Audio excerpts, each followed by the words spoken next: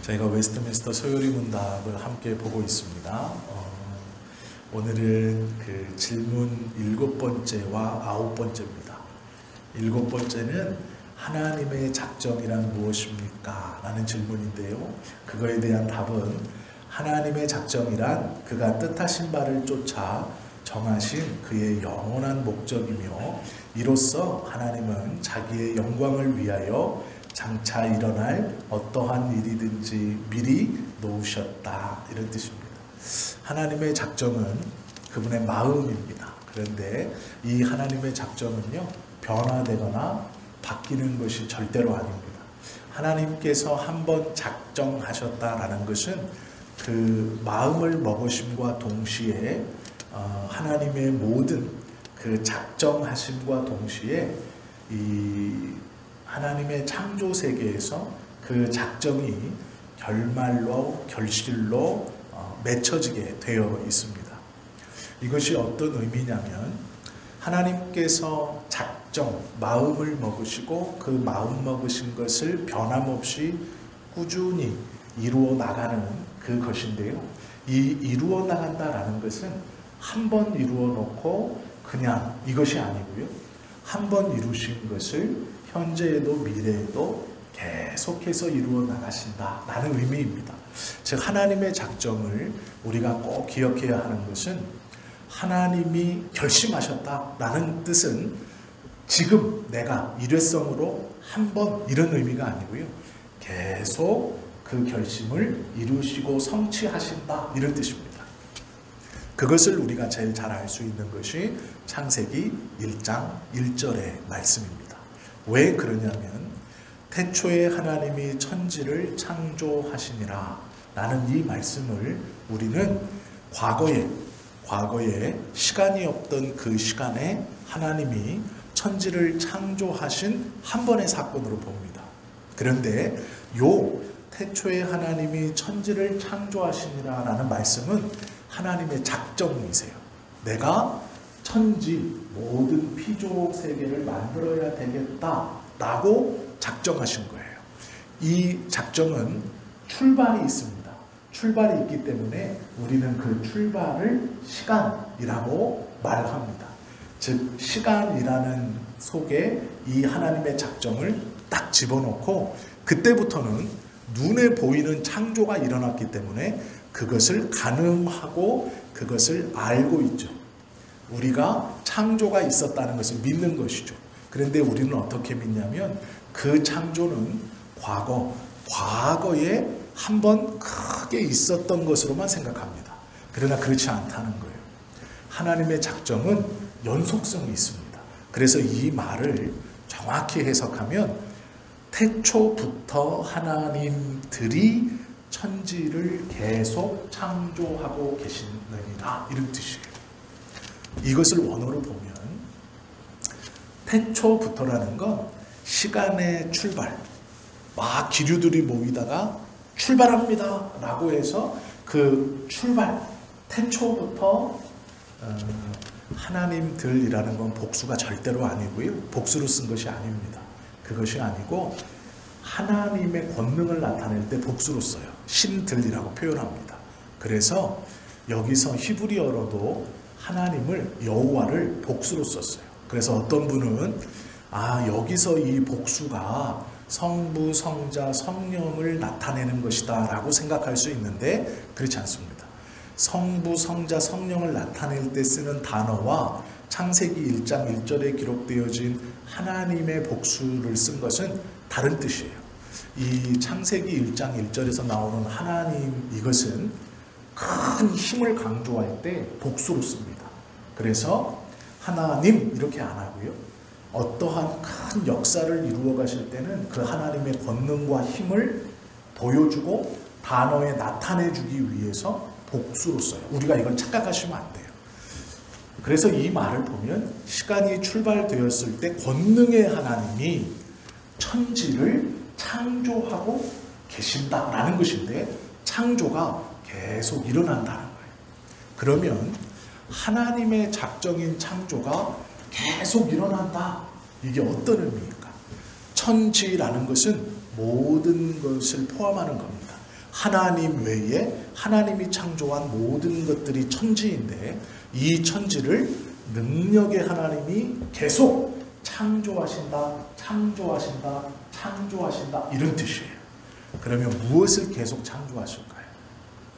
우리가 아시는 것처럼 이 피조 세계를 하나님이 날마다 제 방향과 제 시간대로 돌아가게 하시고 이 피조 세계에서 새로운 생명들이 계속 탄생되게 하시고 또 죽었던 우리가 하나님의 이 작정, 일하시고 창조하시는 능력으로 우리가 하나님의 백성으로 다시 태어났다라고 말하죠.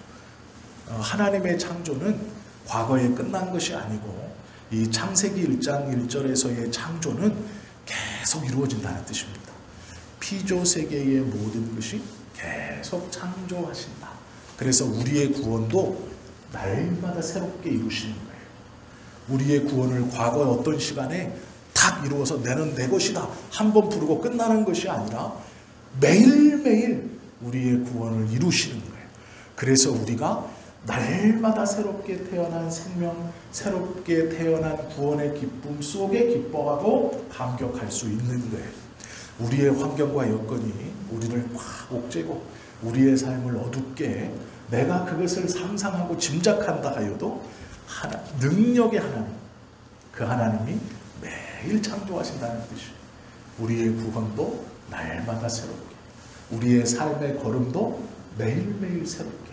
그래서 내가 짐작하고 내가 생각하는 그대로의 삶을 살지 않도록 하시는 것이 하나님의 창조예요. 이게 그분의 작정이에요. 그분의 작정하신다라는 것은 이루시는데 매 순간순간 다 완벽하게 새롭게 이루어내신다라는 거예요. 그걸 영원히 하시는 거예요. 이것이 하나님의 작정이고 하나님의 작정 속에 있는 창조의 의미입니다. 그래서 우리는 하나님의 창조가 과거 어떤 시간에 다 끝났습니다 이렇게 말하면 안 되는 거예요. 그 하나님의 창조는 나와 이 피조 세계를 통해 매일매일 새롭게 완성되어지고 다시 창조되고 다시 창조되며 이 시간을 통해 우리가 12시 1분, 2분, 3분, 4분 이렇게 자연스럽게 흘러가는 것 같지만 그 시간의 모든 것은 끊어져 있는 거예요. 완벽한 창조, 완벽한 창조, 완벽한 창조 그것이 쭉 연결되어져서 우리에게는 동일한 흐름으로 보는 겁니다. 우리는 그렇게 하나님의 창조는 과거의 일회성으로 끝난 것이 아니라 지금도 계속되고 있다는 거예요. 이 피조 세계를 돌아가게 하시고 살아있게 하시고 움직이게 하시는 것이 하나님의 창조예요. 지금도 이루어져 있는 거예요. 정확히 말하면 하나님의 작정이 없으면 죽어 있는 것이 정상입니다. 하나님의 작정이 없다면 우리는요 이렇게 살아가는 삶이 비정상이고 죽어 있는 것이 정상이에요.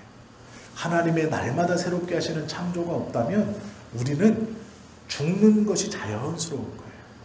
그런데 하나님의 창조로 우리는 매 시간 매 순간을 새롭게 살고 있는 겁니다. 우리가 살아가는 모양이 하나님의 창조하심이 계속 일어나는 거예요. 제가 의학적 지식은 과학적 지식은 많이 없지만 우리 몸의 세포들이 수없이 죽고 다시 막 일어나죠. 우리 몸을 구성하는 모든 세포들은 그렇습니다. 제가 알기로는 3일 정도가 지나면 원래 있던 모든 세포가 죽고 다 새로운 세포로 살아난다 그래요. 그러나 우리는 그것을 느끼지 못하죠. 그래서 의사들도 하나님을 믿는 거예요. 사람의 몸이, 동물의 삶이 하나님이 창조하신 이것이 우연히 이렇게 될 수 없다는 것을 그들이 벽으로 느끼는 것이죠. 절대로 흉내내거나 우연히 이렇게 될 수 없다는 것을 알게 되면 창조자를 찾게 되어 있어요. 하나님의 창조는 우리가 살아간다는 것을 보면 오늘도 여전히 이루어지고 완벽하게 된다는 것을 성경은 또한 우리에게 가르쳐주고 있습니다. 이것이 하나님의 작정이에요. 이 작정 속에 창조라는 게 있습니다. 이 웨스트민스터 소요리 문답에서 왜 하나님의 작정을 설명하면서, 즉 하나님의 마음먹음, 내가 태초에 천지를 창조한다 라고 말했을 때 그것을 왜 이 웨스트민스터에 모여있는 수많은 목회자와 신학자들이 이 말씀 속을, 이 창조를 작정 안으로 집어넣냐면 창조가 하나님의 뜻을 그대로 드러내기 때문입니다. 창조라는 것은 의도가 있어요. 의도. 어떤 것을 만들면 그걸 만든 의도가 있죠. 쓸모있게. 그냥 아무런 의도 없이 만들어내는 것은 절대로 없습니다. 우리가 사람이 무엇인가를 만들어도 의도를 가지고 만들죠. 어떻게 써야겠다. 무엇에 써야겠다. 이것을 어떻게 사용해야 되겠다. 그래서 하나님의 작정을, 의도를 말할 때 창조를 그 안에 집어넣는 거예요. 창조, 피조물은 어떤 의도를 가지고 분명히 만들었을 것이다. 하나님이 그냥 만든 게 아니라 분명한 목적을 가지고 만들었을 거다. 그래서 이 창조를 하나님의 작정 안으로 들고 가서 설명하는 겁니다. 그러면 이 창조에 우리가 알고 있는 이 사람뿐만 아니라 모든 세계가 다 포함되는 것이죠. 이 모든 세계는 분명히 하나님의 작정이 있다는 거예요. 의도가 있다는 겁니다. 그것을 성경은 한 줄로 하나님의 영광을 위하여 그리하셨다 이렇게 설명하고 있어요. 그런데 우리가 생각할 때 하나님의 영광을 위하여라는 것은 너무 광범위한 거예요. 너무 커요. 그래서 우리의 입장에서 하나님이 창조하신 창조물은 하나님의 의도를 가지고 창조하셨는데 그 창조는 매 시간, 매 분, 매 초 완벽하게 계속해서 하나님이 일하시고 그것을 이루어 나아가시는데, 창조해 나아가시는데 그 의도는 한마디로 하나님의 영광을 위해서이다. 알겠는데 웨스트민스터에 모여있는 수많은 목회자와 신학자들이 이것을 질문했습니다. 어떻게 질문했냐? 이렇게 질문했어요.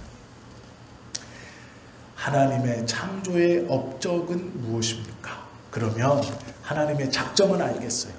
그러면 창조 자체가 아니라 이 창조를 통해 무엇을 드러내려고 하십니까? 라는 거예요. 창조의 업적이란 하나님이 그의 권능의 말씀으로 무로부터 모든 것을 만드신 것을 말합니다. 라고 하며 창세기 1장 1절을 붙여놨어요. 이 구절을. 태초에 하나님이 천지를 창조하시니라. 이렇게 붙여놨어요.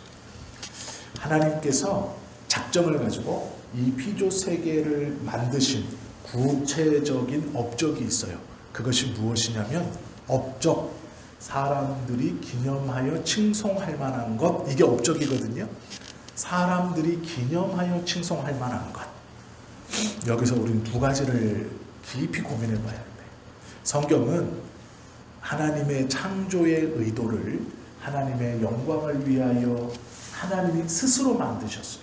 그래서 이 피조물은 만드신 분의 의도에 따라 하나님의 영광을 위해서 살아가야 합니다. 우리가 이것을 알죠.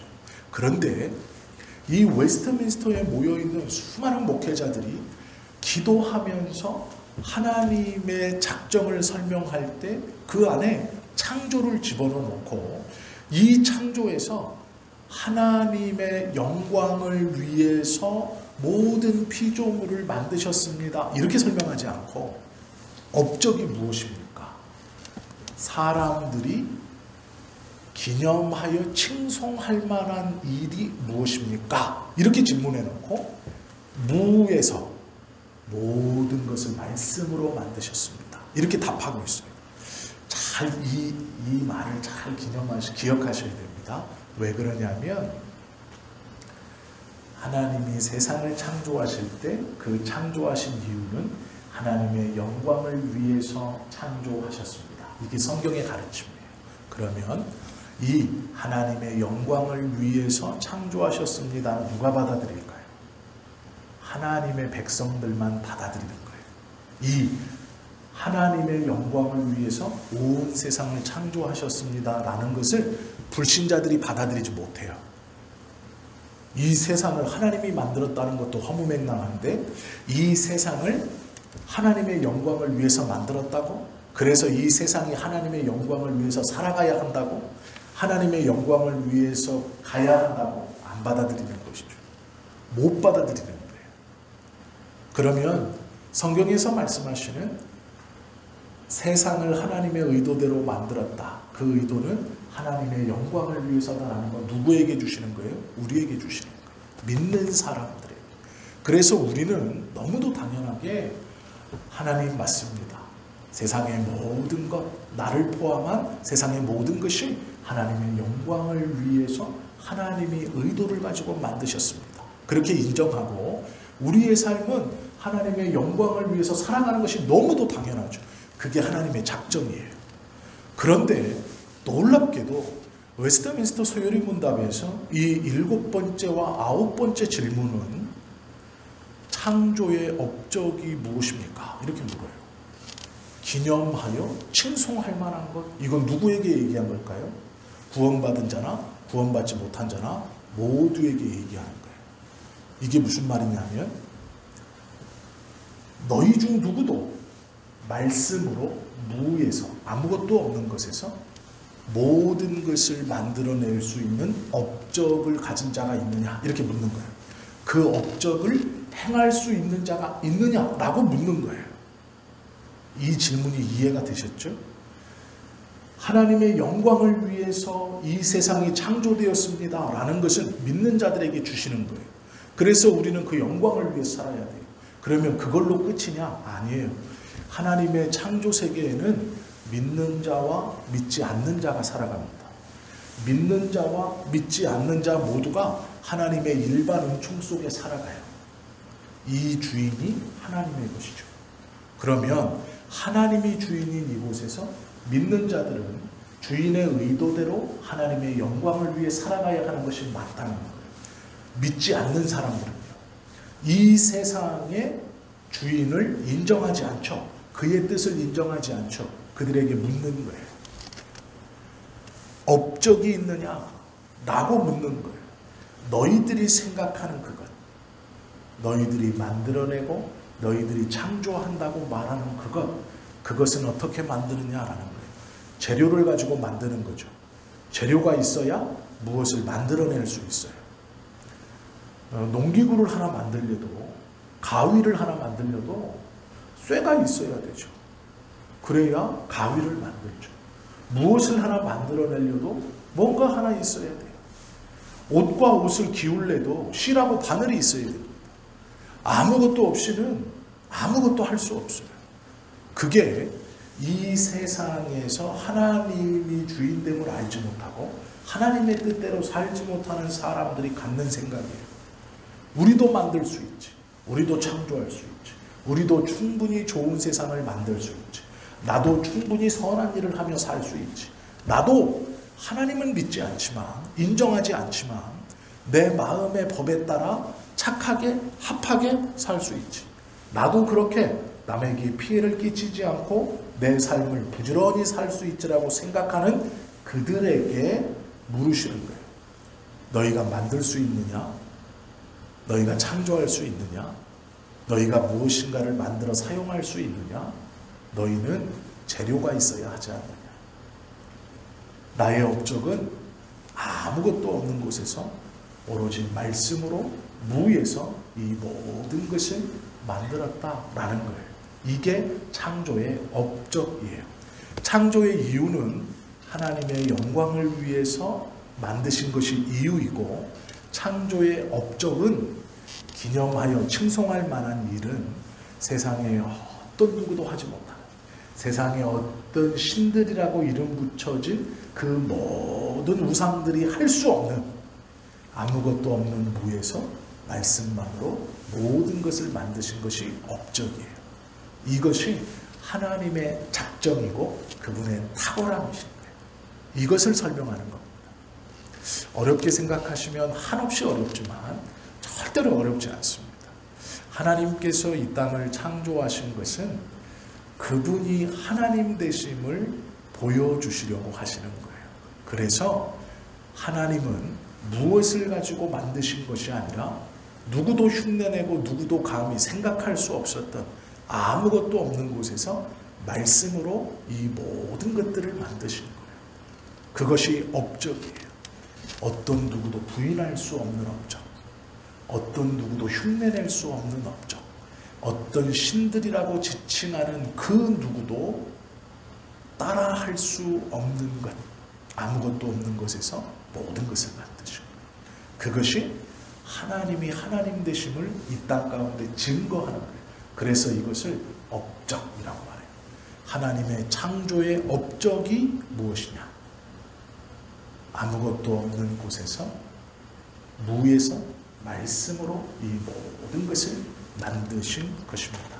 그리고 탁 붙여놓은 게 창세기 1장 1절이에요. 태초에 하나님이 천지를 창조하셨느니라.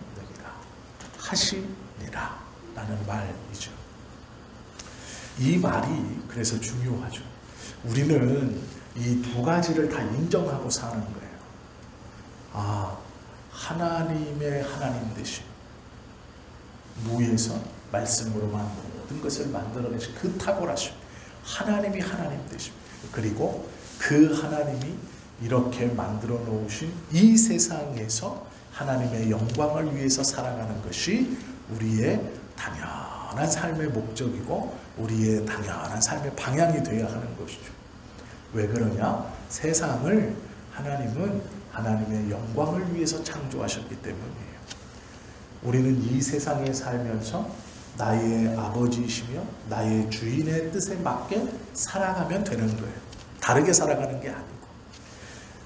이들 이방인처럼 자신의 뜻대로, 자신의 원대로 자신이 무엇인가 할 수 있고, 내가 돈을 가지고, 사람을 가지고, 권력을 가지고 무엇을 만들어내고 무엇을 이루어내고 무엇을 한다 하여서 그것을 쫓아서 허무하게 사는 삶이 아니라는 거예요. 믿는 사람들의 삶은 하나님의 뜻에 맞춰 이 세상이 창조된 목적에 가장 합하게 하나님의 영광을 위해서 사는 거예요.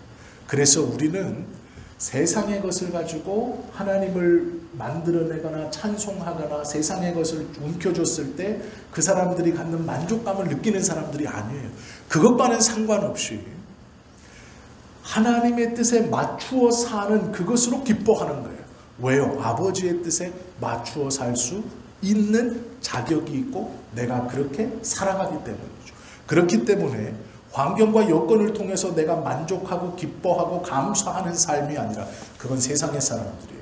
무엇인가 가지고 만들어내고 권력을 가지고 만들어내고 건강을 가지고 이루어내고 돈을 가지고 물질을 가지고 무엇인가 해나가면서 만족하고 기뻐하고 교만하고 하는 모든 것들은 세상의 사람들이 살아가는 방식이고, 하나님의 백성들은 그것들이 주어지면 감사한 것이지만 비록 그것이 지금 내 손에 없다 하여도 그것으로 기뻐하는 게 아니고 이 세상을 창조하신 하나님의 뜻에 맞추어서 사는 거예요. 하나님의 영광을 위해서. 그러기에 우리는 하나님의 영광대로 사는 그 모습으로 우리의 입술로 주변에 상관없이 감사하고 기뻐하고 찬송할 수 있는, 그것이 우리의 삶의 방향이고 우리의 신앙이에요.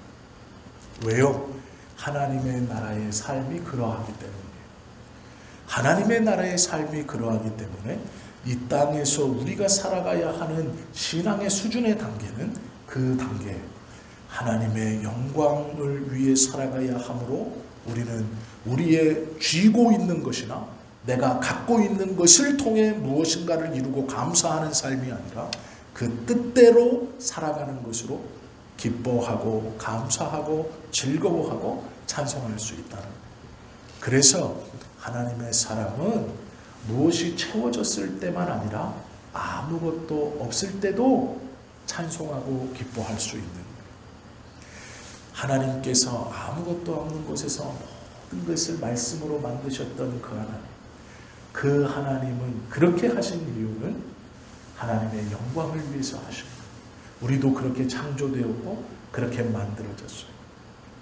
그렇게 하나님의 영광을 위해서 사는 것이 당연했던 우리가 죄로 말미암아 그 영광을 위해서 사는 모양과 꼴을 잃어버리고 죄로 말미암아 하나님과 원수가 되어 불합해되어서 하나님 앞에 보시기에 합당하지 않은 자가 된 것이죠.